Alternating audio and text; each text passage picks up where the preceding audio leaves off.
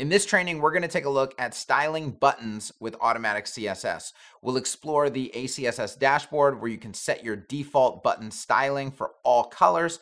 We'll take a look at styling buttons with utility classes, and we'll even get into creating custom buttons with ACSS variables. All right, let's go ahead and dive into our training. So I'm going to start out by adding a section. I'm going to add a button element inside of Oxygen. This is the element that we recommend you use. I have seen a lot of people using link wrappers for creating buttons. I would not recommend that. It doubles your DOM elements. There's basically no additional benefit. It also makes buttons harder to manage inside of Oxygen. So I would recommend just using the standard button element. Just to start off here, the easiest way to style a button and the primary way that you're going to be styling your buttons in Oxygen with Automatic CSS is by using the button primary class. It's button _primary. And the reason for this is it's our primary button with our primary website color, which our primary color on our website should be the website's action color. So if I type in button _primary, it's going to style my button according to the defaults that I have set in the ACSS dashboard, which we'll take a look at in just a second. A couple things to note here is we're not just changing the color of the button when we apply this class. There are a bunch of default styles that are applied. So I'm going to go ahead and hop into the admin here, and we're going to take a look at the ACSS dashboard. So after I get to the admin, I'm going to click on Automatic CSS. I'm going to click on Buttons. And then you're going to see right here, size and spacing. There's top and bottom button padding that I'm able to set. This is the default across all button colors. We have left and right button padding. We have button border size. We have the outline button border size. I'll show you outline buttons in just a minute. And then we have your button radius. So for example, if we have this primary button, we wouldn't use a border radius class to set a border radius on our buttons. That would not be scalable. You don't want to use a border radius class on every single button on your website, because if the border radius ever needs to change, you're going to be in a lot of trouble, right? You're going to have to be doing a lot of manual work. So knowing this, we've created this global style called button radius. If you want your button radius to be 1 for example, you can save the changes. And then you're not going to see this in the builder right away, but if I were to view this page on the front end, our primary button would now have a 1 border radius. And any other buttons that you create, let me go ahead and I'll just refresh the builder so that we have these new styles available inside the builder. But any new button I create, such as an outline button, such as a secondary button, these are all going to have the same styles. So I'm going to go ahead and add another button element here, and I'm going to use button secondary. And we're going to see immediately that while I get the secondary color, because that's the one I chose, I still get the default button radius. If I wanted to change the padding on these buttons, I could absolutely change the padding, and they would change globally across all of the different button colors. Next is overrides in the ACSS dashboard. So you can override the styling of every single main button inside of Automatic CSS. So under primary button overrides, for example, you can change the primary button background color. So if you're using a color for your, I wouldn't know why you would want to do this, but if you were using a primary color on your website, but you didn't want to use that color for buttons, you want to use a different color for buttons, you could actually use a different variable here. You could use a hex code of your choice, whatever you would like to do. You can then change the primary button text. This may be, for example, something that you would want to change, where our default is set to var primary ultra light, where you could come in and you could use another variable here, or you could simply use FFF. And so if I save here, and then we go view this on the front end, it's going to be difficult for you guys to see because the text is already very light. But if I were to refresh, we now have white text on our button instead of var primary ultralight, which is just a very ultralight version of the primary color, which, you know, in some cases, they blend well together, and it gives that button a good text color without it being blatantly white text. So it's a little bit more refined, I would say. But that is absolutely available to you. And then if you ever want to reset these, you can hit the little reset button. hit OK, and it's going to put it back to whatever the default was. So if you're making changes and you're like, I don't like those changes and I don't remember what they were before as default, you can always reset what you've done. Next is the primary button border color. So if you want a button where you have a different border color from the actual button, maybe you wanted a white border, you're able to change this in the dashboard.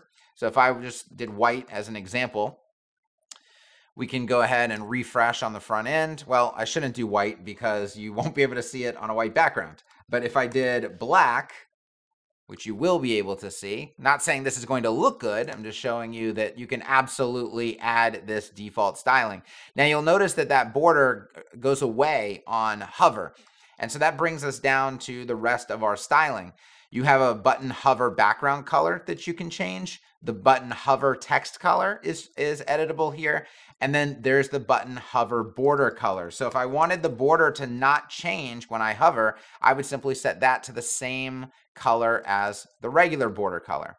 And now the background hover color does change, but the border color does not change. Remember, you're doing all of this from the ACSS dashboard. You're not doing this with different utility classes because we want all of this stuff to be controlled globally. All right, I'm going to go ahead and reset my border colors, and I'm going to come up here and reset this one as well. You also have control over the primary button outline text and the outline hover text. So now what we're going to do is take a look at an outline button before we get into all of our other button styles. So I'm going to go ahead and delete this secondary button. I'm also going to add a div so that we can quickly show you guys how to create side-by-side buttons, which is a primary use case of this primary versus outline button. So in order to do that, we create a blank div, and then I'm just going to use another ACSS class called flex row, which is just going to set this to a flex row, which default in Oxygen is flex column. So this overrides that and sets it back to flex row. And then I can also use a gap class here, and I'll just use a very small gap class of XS, and that'll make sure that there's some space between our buttons. Over here in the structure panel, I'm going to drag my button into that new div, which is a nice, fun game inside of Oxygen. We all get to play this game every time we want to drag things around. There we go. And then, yes, there is salt in lots of these trainings. Just like that as well, where Oxygen loves to delete your bottom padding. Okay, so I'm going to call this solid button, and then I'm going to call this outline button. Now you'll notice that I duplicated the button, so we already have a button primary class, and this is how you create outline buttons. The first thing you do for an outline button is you tell it what color you want it to be. So button primary. That also applies the default styling for the primary button. Then you simply stack the outline button class on top of it. So you want button outline. And that converts it seamlessly to an outline button. And now you have a situation where, and if we centered all inside of this container, we can have two buttons side by side, and one is an outline and one is a solid button, and they behave just like they need to behave out of the box.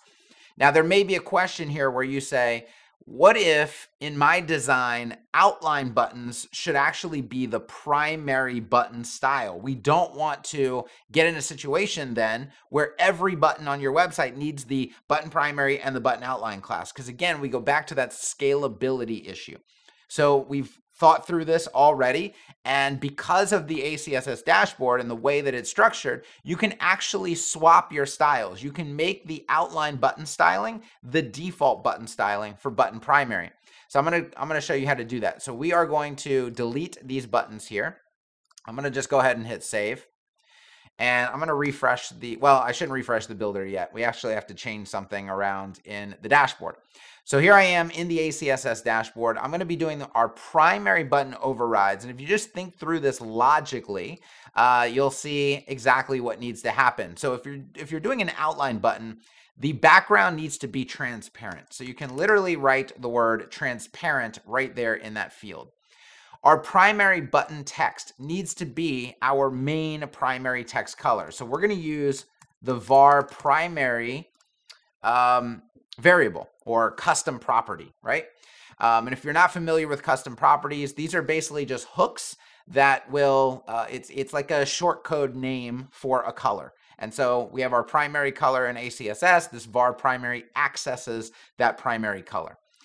Then we have our primary button border color, which we also want to be primary. So we have transparent background, primary text, a primary border color. Then our primary button hover background. This is where we need to fill that button with a color when it's hovered, and it would ideally be our primary color. So here, or actually primary hover, which is the default, should probably be it, but you actually get to choose here. Do you want it to be the hover, or do you want it to be just the primary color? So that's up to you. I'll leave it as primary hover, and we'll just take a look at how that looks. You can always tweak it later. Primary button hover text. Well, if we're going to have primary hover, you can choose here, do we want this to be primary ultra light, or in some cases, just depending on the color that you happen to be using, maybe primary ultra dark or primary dark would work better here if you have like a very light primary color. Primary button hover border color. We want this to match whatever the hover background is. That way we don't see a border anymore when it hovers. And so I have the background set as primary hover. I should set the hover border as primary hover as well. And then the outline text and the outline hover we don't actually need anymore. So I'm going to go ahead and hit save. And I'm going to, let's just go back and we'll refresh the builder now. So we should be able to see what we're doing inside of the builder, and we won't have to view this on the front end of the website. All right, so as the builder comes up, what I'm going to do is add another button element. And this time, I'm going to add the button primary class, and what we should see, hopefully, is an outline button. And we do. So now we have a default outline as our normal button style. And outline button is default. Perfect. Save. And you can see exactly how easy and quick that was. Now all of your primary buttons will be outlines. Now secondary, if you wanted secondary buttons to also be outlines by default, you would make the same exact changes in the overrides. So as you'll see, we have primary button overrides. If you scroll down, we have secondary button overrides. We have accent button overrides. And by the way, we are currently in the process of redesigning the ACSS dashboard to conserve tons and tons of space. This is going to get extremely efficient. We're going to have little drop downs for each of these, so everything is nice and contained. You don't have to scroll up and down quite as much. But every single button color here can be overridden. So I'm going to go ahead and default these back.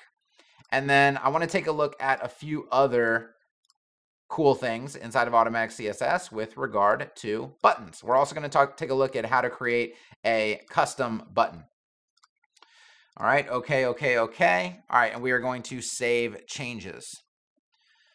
All right, perfect. Let me refresh the builder.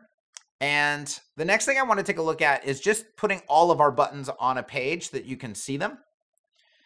And I want to talk about button sizing now, and that refers to the text size of buttons, because sometimes you're going to want a button with smaller text. All right, so I am going to delete this button, and then we're just going to add a bunch of button elements here.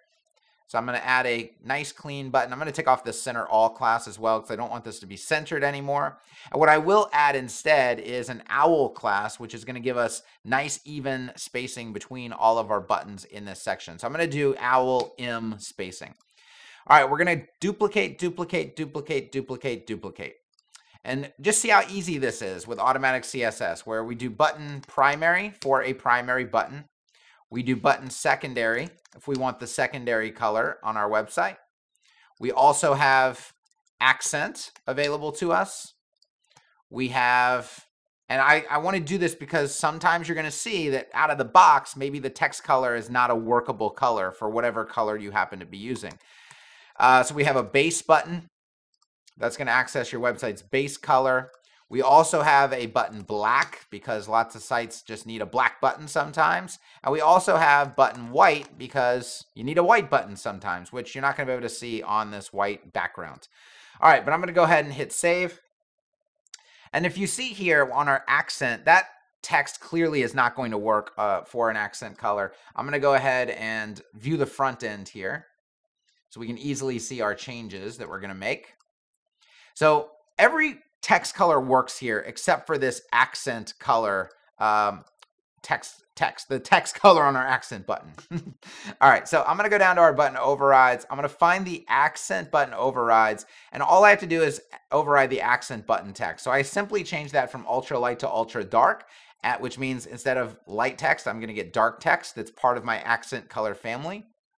And then if I refresh on the front end, you see I've immediately fixed that button. Now, if that's too dark for you, you can come back down to the accent area, and instead of ultra dark, maybe just try dark. And so we'll save. We'll refresh on the front end. And there, that's much better. Okay, so now we have text that looks like it matches the button. But check out this hover. The hover is definitely not working there. So because it's still using light text on hover. So if we come down and find our accent button hover text, we can make basically the same change that we made up there. So accent dark will be our new hover color. We're going to go ahead and hit save changes on that and refresh. And now our accent buttons across our entire website are absolutely fixed. Now check out the hover color here, which it's getting a little light on hover. So you can absolutely override that. We're going to come down to our accent button overrides. So we are going to find our hover background color. We see that it is var accent hover. So here's where you're kind of wondering, well, what do I change it to, right? Well, if you want the actual accent hover shade to change its value, that's managed under your color shades. So here's your shades area. Here's your primary shades overrides. We're just going to slide down to accent shades overrides, and we're going to look at our hover lightness. So our lightness is basically getting 15% lighter than whatever our accent color is. But for the accent color currently, that happens to be a little bit too much. So I can drop this down to 0.10, which is going to be 10%. Or I can do 0.5, which is going to be 5%.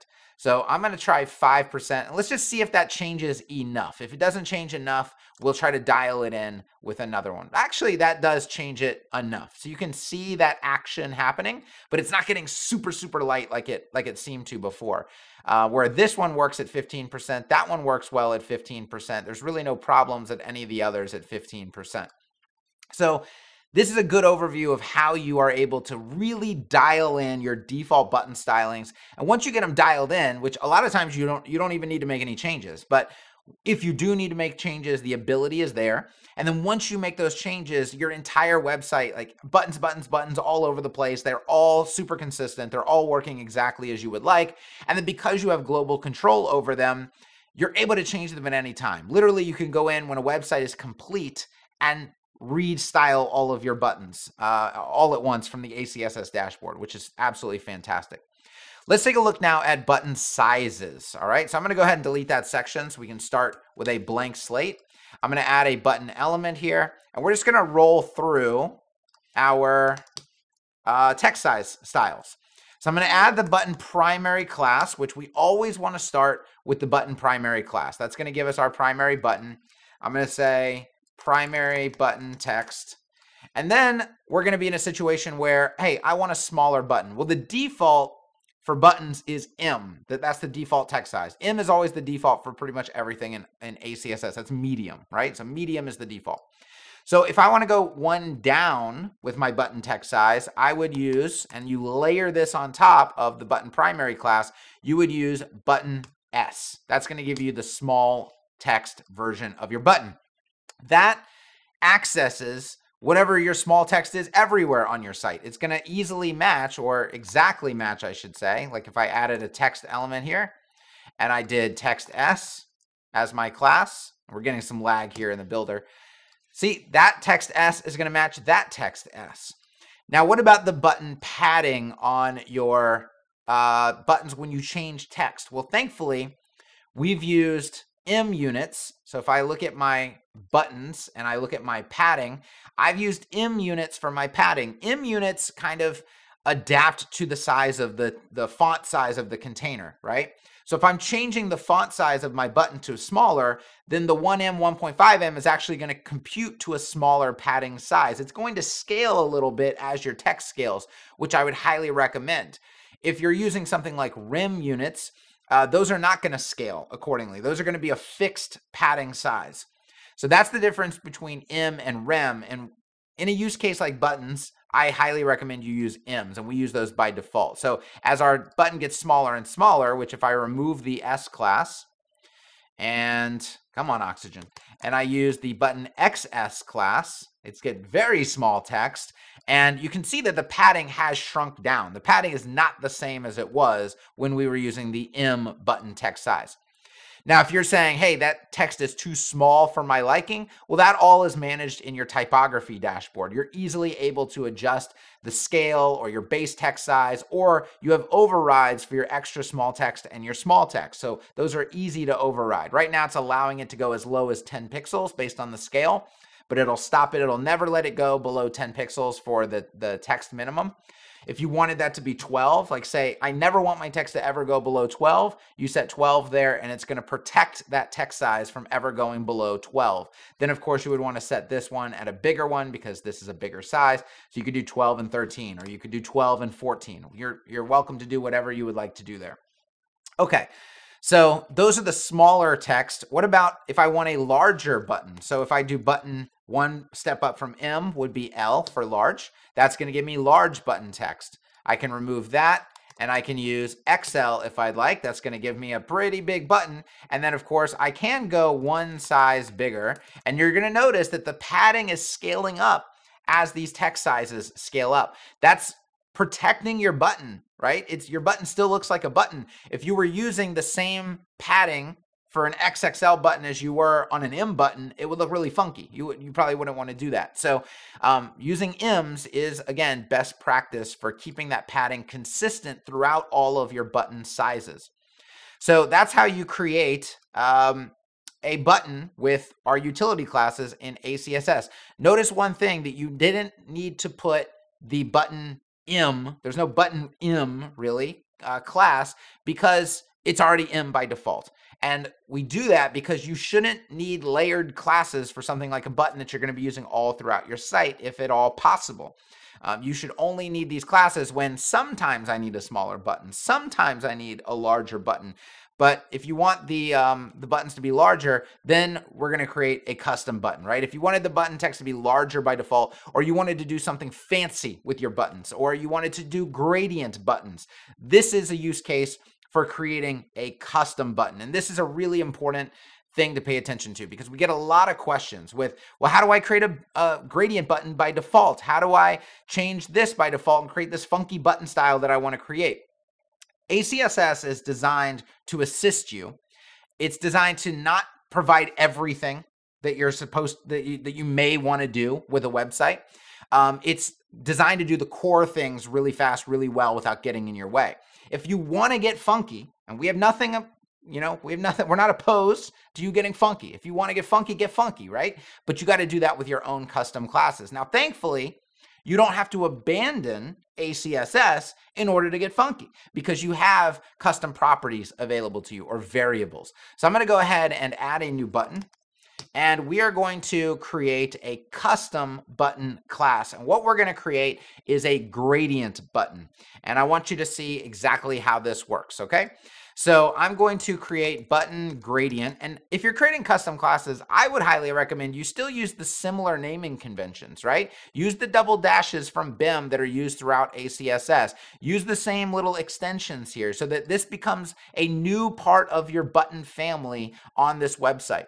So we're going to do button gradient. You could do button primary gradient like this, or actually I would recommend you do button gradient primary, something like that.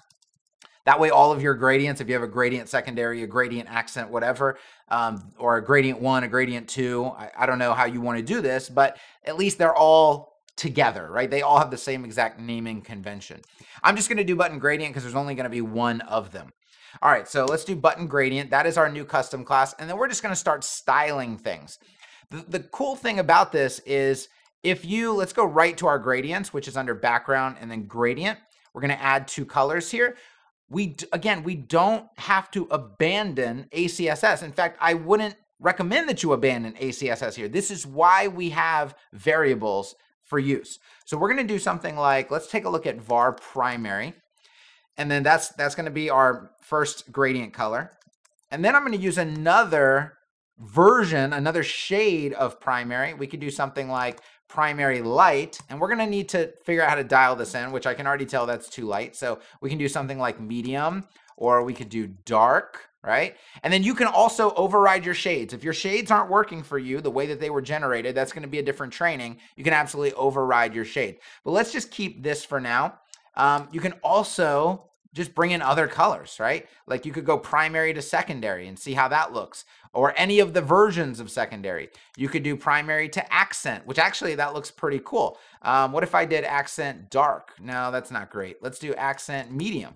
Ooh, all right, that's a little cool. All right, so we'll do primary to accent medium. I'm just playing around so you guys can see exactly what's going on here. Next thing I'm going to do is go to my size and spacing, and I'm going to do my padding. Now, what I would recommend, if we go back to our dashboard here, we can take a look in our buttons. There's 1M top and bottom, 1.5M left and right. I would make your custom classes kind of match that. So 1M top and bottom. Let's apply that to all, actually. And then I can just add the 0.5 for our left and our right. All right, perfect. Now, one thing with gradient buttons that's unique is you don't really want to border on them. At least I don't like borders on mine. So I'm going to go to border, and we're going to set this to none. And the borders area in Oxygen is super laggy. I think that it did it. Let's see. Yeah, it does appear that it did it. Now, next, you're going to be controlling your button text. So I'm going to go to typography, and in my color, I can choose another ACSS color variable. I'm not quite sure what it would be with this gradient, but I think white is good. And you can use var, and then its shade white gives you white text. And I think that's the default on Oxygen buttons anyway. But that is also a variable for white inside of ACSS. But that way, if your white ever needs to change for some reason, I don't know why it would, but at least it would change everywhere now. And if you used FFF, for example, you would have to go change that manually everywhere. So at least this retains some sort of global control, even though you'll likely never need that global control. But yeah, let's stick with that for our button text. You could even get more fancy, come in here to like effects and do a text shadow. And if you're doing a text shadow, we can get into color variables like base, ultra, dark, trans, 20 or something like that. And then we can do 2 and 2. So now you see we have a shadow on our button text there. And then our blur, we can do like 10 pixels, something like that, or maybe 2 pixels, 3 pixels. Yeah, something a little bit soft, maybe just 1 and 1 here. Just keep it nice and subtle. And if that's not dark enough, you can go with 60, or you can do 80. So you're free to really dial that in. That's a little bit much on our shadow there. So I'm going to go ahead and hit save.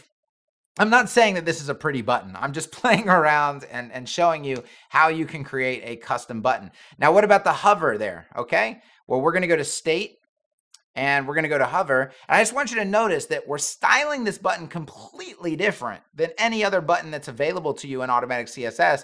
But we're not abandoning ACSS at all. We're still using all of our colors from our color system. We're still going to be using text size, which I'll show you in just a second, just to make sure that that's accurate. Maybe you want these buttons, like I said, to be larger by default. Okay, so we're going to take a look at that. But let's look at the hover for right now. So I'm under the hover styling. I'm going to go to our gradient, add a color. I think it was var primary, and we also have var accent.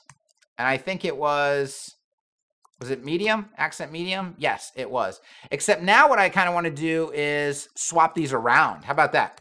So we'll do var primary on the bottom and var accent medium on the top. And what that should do on hover is flip our gradient, which would be cool. And then maybe I even want to come in here and let's choose a different angle for our gradient. And I'm going to go back to our original and do the same angle there. I don't want to change the angle on hover, but I do want that to look a little bit different. All right, because a top bottom gradient, it's a little 90s. It's a little 90s, just saying. So if you change that angle a little bit, it becomes a little bit more modern. All right, so there's your hover effect right there. You can see it, except for the lag that's in Oxygen. So let me go to the front end of the website and look at that. So you have that little gradient switch, and you could even animate that, okay, if you wanted that to happen a little bit slower, be a little more sleek, okay? Now let's take a look at our button padding or our border radius. So our radius has a system in ACSS. So you don't have to just choose a random border radius. Now I would recommend you look maybe at your button radius here, like 1em, and use that.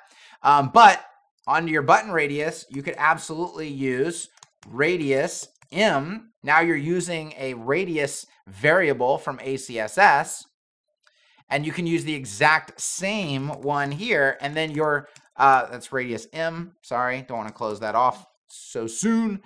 Now you can see my radius. Now my custom button that is a gradient button with this funky text is going to exactly match the radiuses of all my other buttons. No problem. And so does the padding. So if I put these side by side, we should be good to go.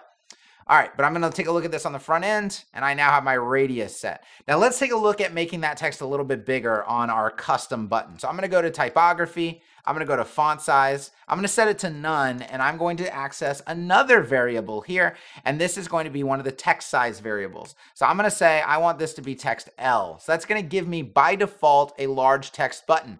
Now what if you want something in between medium, which is the default, here was medium, and L, which is large, but you want something in between those sizes. I'm going to show you a little trick here, okay? And we're going to use a calc.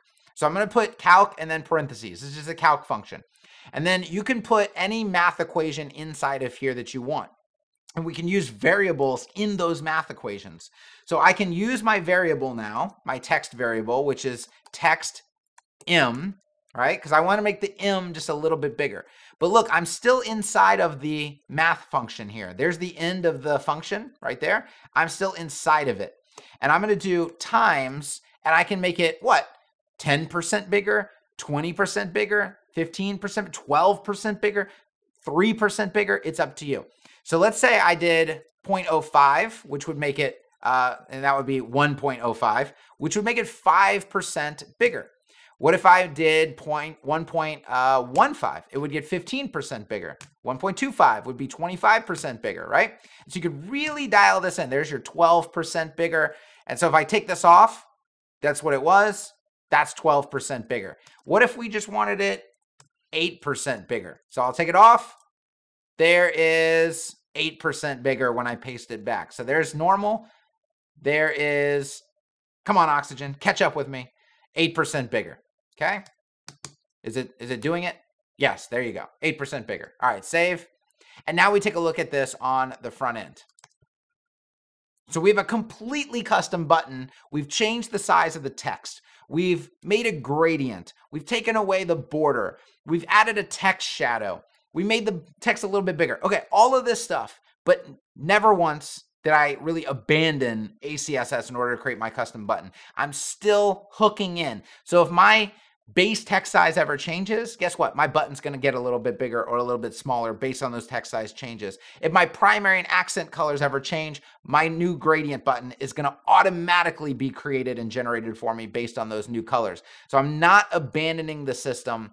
I am leveraging the system to do custom work. That is very, very, very important. All right, let me go back to camera here. So I hope this cleared up a lot of stuff, really helps you understand how buttons work in Automatic CSS and gives you the ability to style your buttons globally from the ACSS dashboard if you want simple buttons or outline buttons, or if you want your outline button to be your default button. And then if you just want to go completely off grid and do your own custom funky stuff, you're able to do that as well without abandoning Automatic CSS. If you have any questions about button styling in ACSS, we are happy to help. You can drop comments below on this video, or better yet, ask your questions inside of the ACSS community. That's where you're going to get the best, fastest support. We've got a lot of super helpful people in there. We have dedicated support specialists. And then, of course, the entire community itself is just very, very knowledgeable and helpful. All right, guys, I'll see you there.